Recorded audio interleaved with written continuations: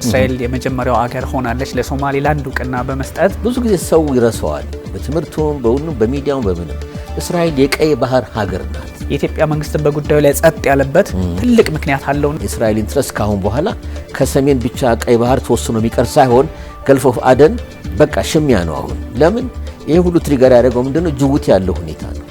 9-10 ሀገራት ገብተው ሰፍረዋል፣ ቻይናንም ጭምር። በጣም በሚያሳዝን ሁኔታ እኛ አድርገነው ቢሆን ኖሮ ምንድን ነበረ ሊያረጉ የሚችሉት ሊሞክሩ የሚችሉት የሚለውን ታሳቢ እያደረኩ ነበር። ኤርትራ መሳሪያ ሆና ኢትዮጵያ ላይ ለምታረገው ነገር እርምጃ ሁሉ በደም ተጠያቂ እንደምትሆንና ምላሽ እንደሚኖር ምንም መጠራጠር የለባቸው ኤርትራኖች። ሪጅኑን የበለጠ ሊያጦዘው ይችላል፣ ሊያረግበው ይችላል። እንደ ኢትዮጵያ ላሉ ሀገራትም ደግሞ ኦፕሽናቸው ሰፊ ሆኖ ሊመጣ ይችላል። ጅቡቲ፣ ኤርትራ በደንብ አድመው ማለት ይችላል። ሴራ ውስጥ አሉ። ፋክት ነው። እስራኤል እውቅና ሰጠች ማለት ዲፕሎማቲካሊና ካለው የቀጠናው ባህሪ አንጻር ትልቅ ትርጉም ስላለው ነው። ኢትዮጵያ እውቅና ብትሰጥ እኔ ያን ያህል ጉድ የሚያሰኝ አይደለም።